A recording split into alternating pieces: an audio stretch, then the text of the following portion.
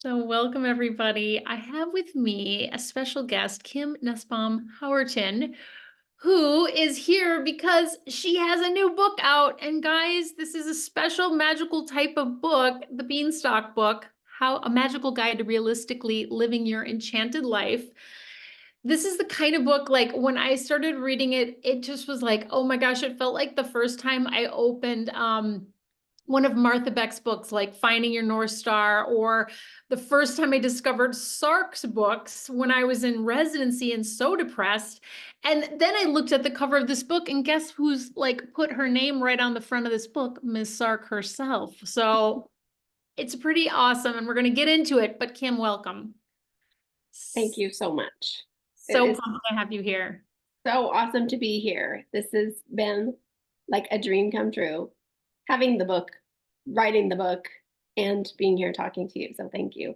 Well, you hit it out of the park. It is an awesome book. And so Kim and I get to know each other because Kim is part of Shine, this creative community where people are writing books. I co-lead it with Inger Kenobi, and they're writing books, working on their art, writing albums, cutting their albums, their music. It's amazing. We have an amazing group.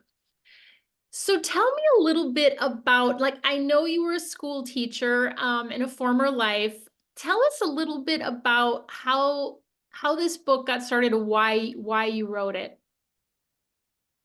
Well, I honestly never really intended for it to be a book. I did intend to write books, but this was not the book that I intended to write. I was working on a children's book, which I have written and illustrated. I just haven't published it.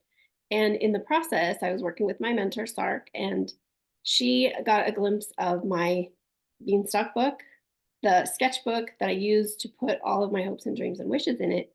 And she was like, whoa, hold the phone. What is happening here? She was like, I've got to see this. And so had the opportunity to go to her house and part of my mentoring thing. And she thumbed through it and she was like, you have to write about this. This is so inspiring. So I said, well, that's not even a book. Like you take out a magazine and you take out scissors and you glue it together. That's not a thing. And she said, so she and I had a conversation about how, why, what does it take to get it? You can't just put something in a sketchbook out of a magazine and expect it to come true. Like, what is it that happens internally? What happens to you inside to make things happen for you? How to make your dreams come true? So I basically just went through the process of what did I do to make these things come true? What was I feeling? What was I thinking? What obstacles did I come up on? What kinds of fears came up and things like that. So then we just lined out the chapters and there it was. Yeah, and you do such a good job because I think there's so much stuff out there like just make it happen, like make your dreams come true, make a vision board, and it all sounds so good, but then what happens is like for a lot of us, our fears come up like, is that wrong of me to ask for that? Should I not want anything? Or like the shoe dropping energy, like, well, if something really great happens, then something bad might happen. Talk about the place where, so this book really is about how to kind of create your life with a very specific process that sounds so fun, and I can't wait to do it for myself. But where were you? How did you get to this place in your life where you needed to recreate a new life? Like what happened to you? Can you talk a little bit about that? For sure. So I was teaching school. My children had just left for college, so we were empty nesters. And then my husband was diagnosed with brain cancer, glioblastoma, and he had brain surgery. And basically, he died 38 days after his diagnosis. And so I was left alone physically and emotionally. I was just alone, absolutely not knowing what to do with my life. And everything that I had planned for my future to be involved my life partner. So, and he was gone. And we'd grown up together. Like we had been together since I was 18. And my life, I just never in a million years imagined my life without him. So there I was without him. And my kids were off doing their things, which is what I needed them to be doing. That's my job as a mother, making sure that they could go out into the world and do their things. So I just knew that I needed to do something. And I knew that sitting in my chair, being sad, was not that something. I just, I had so many things I wanted to do. I didn't really know what it was, but I knew I wasn't done living. Like I'm right now, I'm 53 years old. And that's how old my husband was when he died. And so looking at that, that's just not enough time. He had the time that he had in his life was the time that you grow up and you figure out what you're going to do. And then you work and work and work and work and work until eventually you get to enjoy it. And he just didn't get to that point where he got to enjoy it. So I decided I need to enjoy it. I am here and I need to live for myself, for my children, and for him. Yeah, so beautiful. This book would be such a beautiful companion to anybody who's gone through some catalytic event like that, you know, gone through divorce, gone through a death, gone through a big diagnosis, got fired, lost all your money, whatever it is that happened to you, where your identity is just kind of falling apart the way you thought the world was. It ain't that way anymore. It's like, this is a wonderful book for that. So one of the things I love in here is like you talk about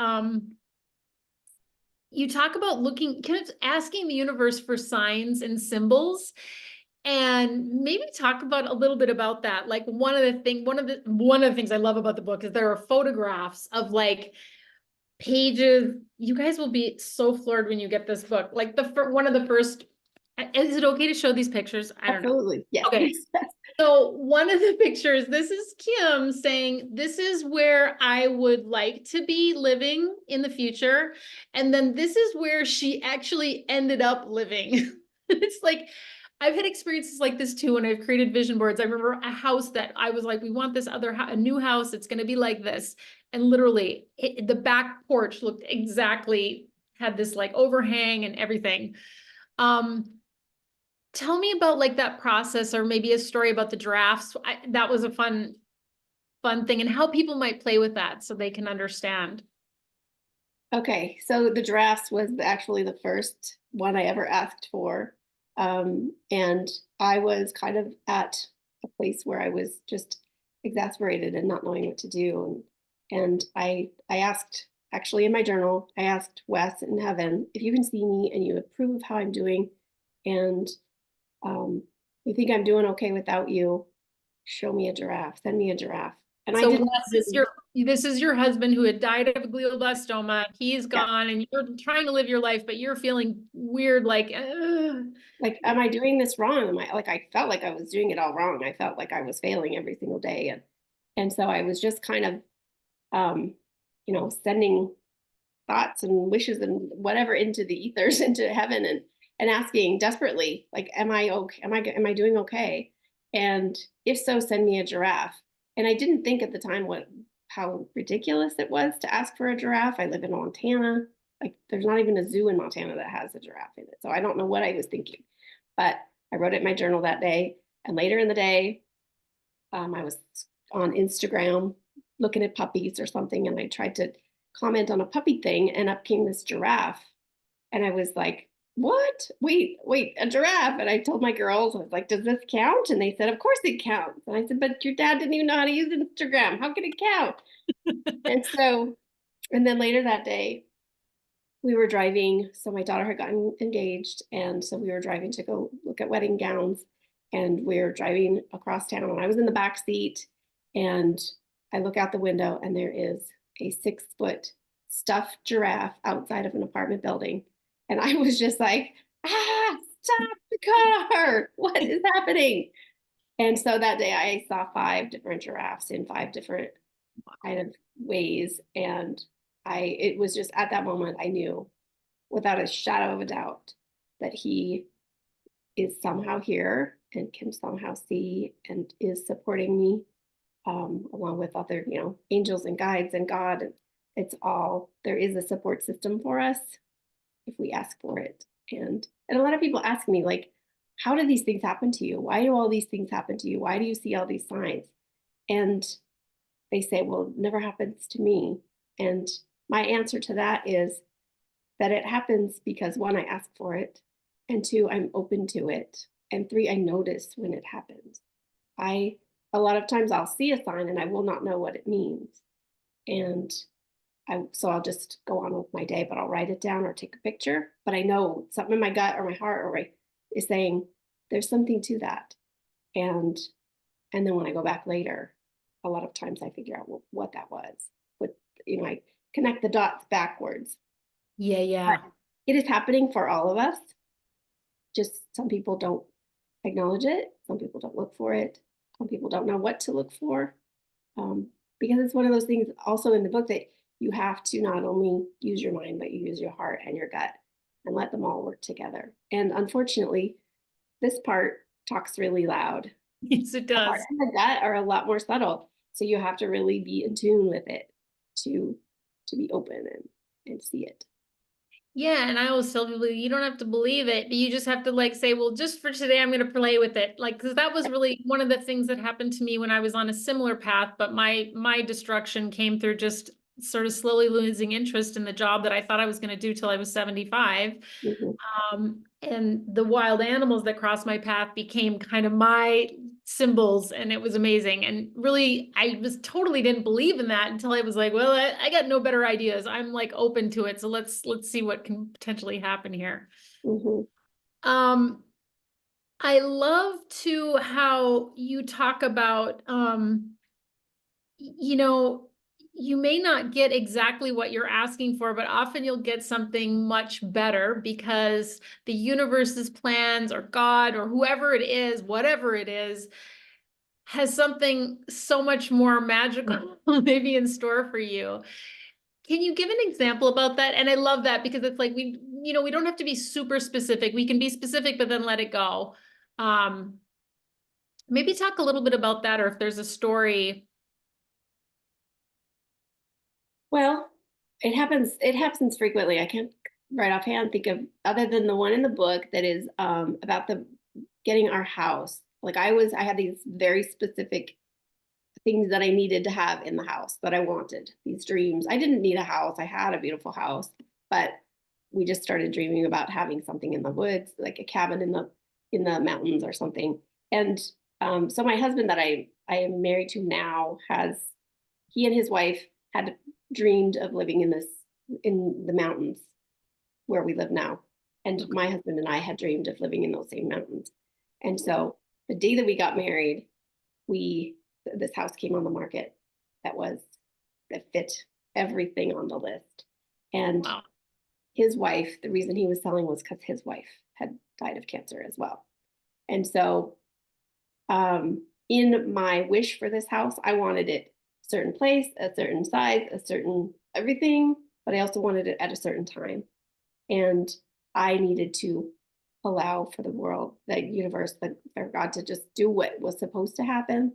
And so the timing of it wasn't what I had planned, but because all these things had to happen, all the little pieces had to fall into place for it to happen. It was more magical with having it happen the way it did because it listed on the day that we got married.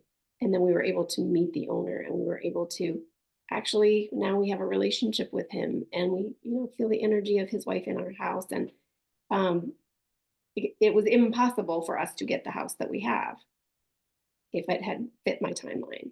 So there's just parts of it you can't be in control of it. So that is a huge part of allowing things to happen and bringing them to you. Um, Yeah. and when we try to control things, one of the things I didn't articulate it in the book, but I couldn't quite do it the way that I would like to have. But there's an energy about when you're putting something out there. Like if you've ever wanted something so desperately that you're like, oh my God, please, you're just like, oh, you want it so badly. But if you notice your body, you're tense and you're closed and you're clenched and you're desperately trying to get it. It's a resistance energy. And then Mm. imagine if you've ever been outside and you see a shooting star and you wish upon a star, you're open and you're wide and it's wishful and it's this beautiful open energy. And that's the energy that you need to have when you're trying to manifest something or trying to make your dreams come true is allowing the magic to happen rather than trying to control it all. Yeah, sort of relaxing into it, which is hard because we're such an It is. action. And sometimes taking those inspired actions, right? Like looking at the MLS every day. If you're wanting to manifest the perfect house, you might have to take some little actions.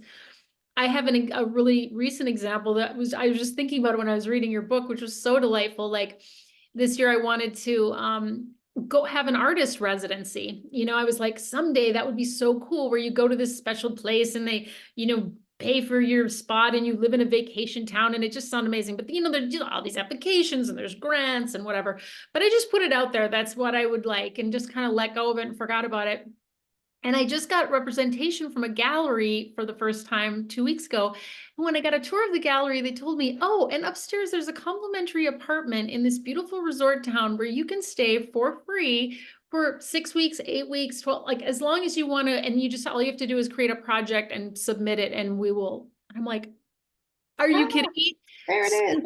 And I don't have to travel like across the country. It's kind of like 2 hours from my house. It's like so lovely. So that was an example for me of like the universe producing something so much easier and even more delightful and fun for me. So I love that. Um, the other really cool thing about this book, all the specific examples, because I think our brain wants to know, like, how does this actually work? Which you outline all these wonderful stories that are sprinkled throughout. And specific, you're a teacher of elementary school age kids, which I think also makes it such a great book because you speak in this warm, kind, really loving voice and make it really easy to understand what the process is. And you guys, there's like a whole workbook section. So and I'm so pumped because I'm going to take myself on retreat and fill these all out. Because I feel like we could do this probably once a year, or you could do new sections of it every year. Taking you through these powerful questions, helping you to clarify what it is you want. Because as you said, sometimes I remember 12 years ago when I was all a dither and I wasn't happy with medicine. And I remember that life coachy question, like, what would you do if you knew you could not fail? And I remember being completely flummoxed by that. I was like, I have no idea. Because I had been living my life, my story is a little different than yours, but like I'd been living my life for other people or for something else outside of myself. So I didn't really know. But the same could be probably said when you're married to somebody in some ways, like your dreams are tied together and you're so considering the other person in every decision. So when that person goes and is gone from this earth, it's like, well, who am I? What do I desire without that? How did you get in touch? Oh, I guess how did you get in touch? And I want to, with what it is you longed for and what was scary. I want you to talk about the guitar man picture. Maybe a little bit about how what you were kind of drawn to kind of freaked you out or spooked you a little bit. Okay. So the first part of that question, how did I get in touch with what I wanted? Part of it was that the fear question. I did an exercise for myself. So I kind of buried myself. So I had like this nest at my house, this chair where I sat, and I had a stack of books. Every day I would go through those books and read like Oprah Winfrey, like all the, I did a Christian daily devotional. I did the follow that you feel good. Your how good are you willing to let it get? All these books that I had this stack, and I would do a little bit of each one of them every day, every morning. And and then when I was feeling sad, I would go to those books. I don't know one of those books had told me to list some things that I was afraid of. So every day I put it on my list to write 3 things that if I weren't afraid, I would. And just spontaneous, don't think about it, just every day write the things. And That's so um, fun. yes, I did it. And none of it really surprised me. I mean, for the most part, I was like, yeah, probably should do that. I should do that. But one day I wrote, if I weren't afraid, I would quit my job. Mm. And then I was like, oh, what am I doing? Oh my gosh, this is scary. This is super scary. I sat on it for a while. I did quit teaching my teaching job, which I loved my job, but it had started to not feel aligned. I felt like there was something else calling me. Didn't know what that was until I was forced to decide, what that was. Um, so I took a class. I hopped on a plane, went to New York for a 4-hour workshop, Awesome. and learned how to do a vision board. And nothing against vision boards, but they are just not for me. Like I don't know what you do with them. Put this fruity looking poster on your wall. Like, I'm sorry, I just don't know what I was supposed to do. And it really didn't fit into my life. Like, I'm trying to create a whole new life. And I couldn't put a picture of Wes on that board. What did I want? I don't know. So I started just In other ripping. words, you were feeling like, I don't want to put another man on there. That is not what I'm No, interested no, in. no, no, no. Yeah, No, I was not. don't want I another pretty much, partner. yeah, I had decided that my kids didn't, um, they weren't married yet and they weren't having children yet, but I just knew that I had really told myself that here's my heart. I'm going to close it up, seal it up really tight so it can't be hurt anymore. And also, but they were the only people who could get in or out would be my children and my grandchildren. I was going to live for them. Well, after taking this workshop on the vision board workshop, she said you go through magazines and you just, cut out things or rip out things that resonate with you. If you're drawn to it, go for it. If everything is yellow, who knows what yellow is for, but you'll figure it out. Just if you're drawn to it, take it out. I think of So that as like a right brain vision board. It's not like, oh, I want to get an Audi, so I'm going to put an Audi in the picture. You just like the color gray, the sun, some weird word you've never, yeah. yes, yes, yes. And I have a really funny story about velvet that I just manifested, but we'll have to save that for another time. But um anyway, so I just started ripping things out and then I would rip them out. So the book, so I took and put them in a book instead of on a vision board, basically. And I started ripping them out. And then I ripped out this picture of a man playing guitar.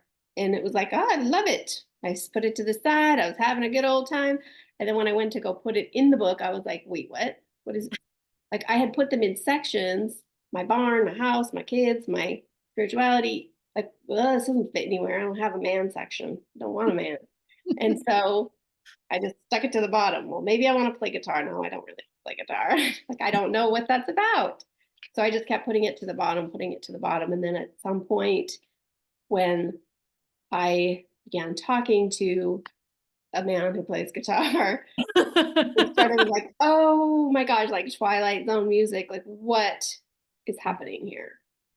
And it wasn't until really after I surrendered to, okay, this is perhaps the path I'm supposed to go down, that I was brave enough to actually put it in the book. So, but now I'm married to a man who plays guitar and it's magical and wonderful and so great.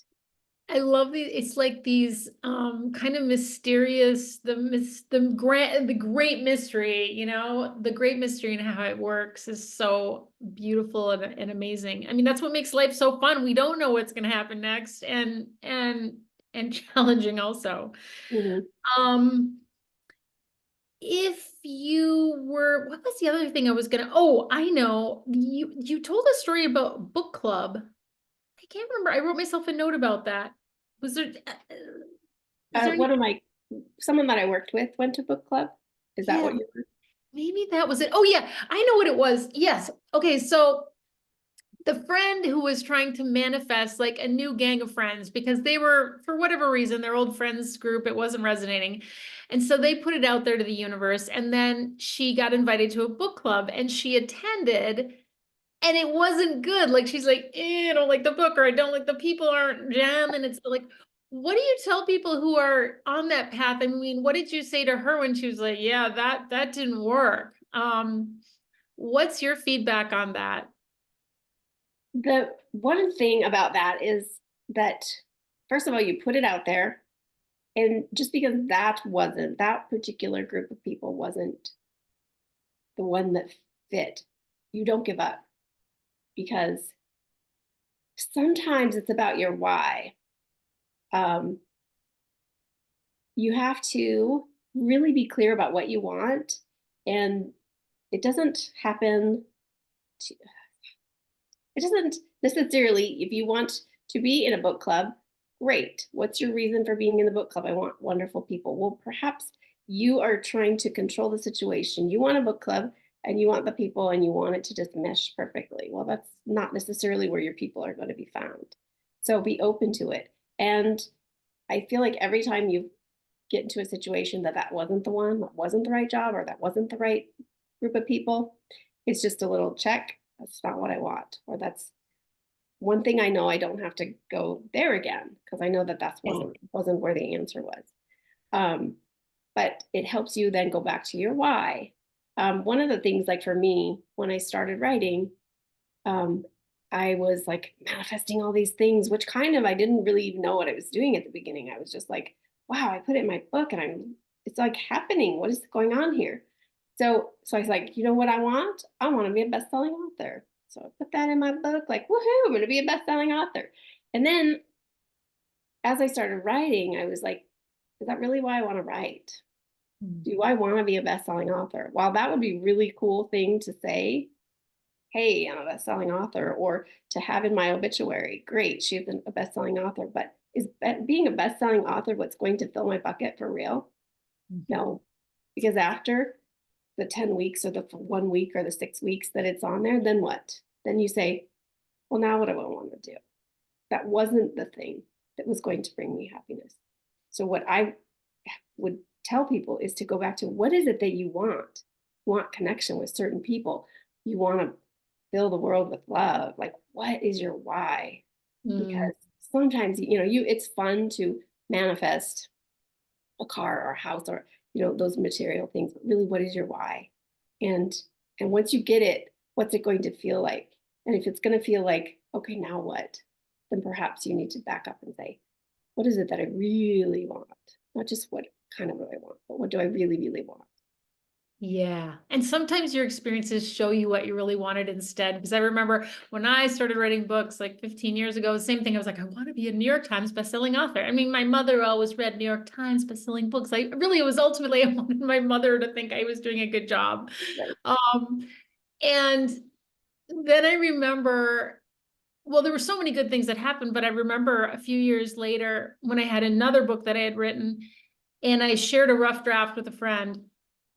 And she called later that day to leave me a voicemail. And she said, I was supposed to leave for my cabin, but I started reading and I couldn't believe what I was reading. And then I sat down and I could not stop. And I actually was late and and it was just, I didn't know this about you. And then it was just, she loved it. And I was just like, oh, that's what I wanted. I just wanted to be seen by somebody that I love dearly, and that's when sort of the universe, God, whatever, just showed me that's what you were looking for. Like I was looking for my mom's approval. I was looking for my friend to see who I was. Um, and those moments are so beautiful. I had another one where a friend read a rough draft and she called like crying and left this crying voice. They're always voicemails. They're the best. You can play them back. Exactly. Um, but yeah, sometimes we think we know what we want for us, but we don't always, like Mick Jagger says, we can't always get what you want, but you get what you need. Yes, exactly. Um, so I guess I was thinking it'd be fun to end on something like, well, first of all, I just want to say the other beauty about this book is it is a slim volume, people. This is not like a waffle iron. This is like, you can read this in a weekend. And I think it would be so lovely to take on a weekend with yourself or a Saturday with yourself to a coffee shop and work on it over a few weeks or work on it with friends. How beautiful would that be? Like a book club, a Beanstalk book club. Um, what What's your best advice for somebody who is going through it and their life is not where they want it to be? And maybe they're saying to themselves, oh my gosh, like you were telling me earlier, like if I'm going to live 40 more years, like this sounds really not fun. Like, I don't know, I got to find my way. What's your advice for that person who's really struggling? There are a few things. When you're going through the book, be gentle with yourself. The questions, I've gone back and forth. The questions are in chapter 2. And sometimes I worry that you get the introduction and you get all excited and then, now there's work to do. No. So, one, permission to skip chapter 2 or skip that part and go back to it to a time when you want to do it, when you're feeling motivated to do What I it. did. Do teeny bits at a time. Pick one little section. Like just do it at your own pace. Do it in a way that feels good for you. Um, and don't be afraid to dream. If you if you write something, I think that some people are afraid to write down what they want because they're afraid I don't know if they're more afraid of getting it or not getting it. I'm not sure. But if you put it out there and you don't get it, it's disappointing. If you put it out there and get it, it's really scary. It can be super scary. I mean, this guitar man, that was scary. Um, but play with it. And just because you write it down and think you want it for a minute, it's okay if you don't want it the next minute. Play with it. Honestly, have fun with it. Our lives are, we take it so seriously because on one hand it is serious, but here's what, imagine this, I'll just keep it on the screen, but here's infinity, the beginning of time, the end of time. And here's you, this speck on this line, a speck. There's only one of you ever, ever from eternity, one of you. And so you have this one opportunity. And that troubling thing that you're going through, mine was the loss of my husband, which was huge.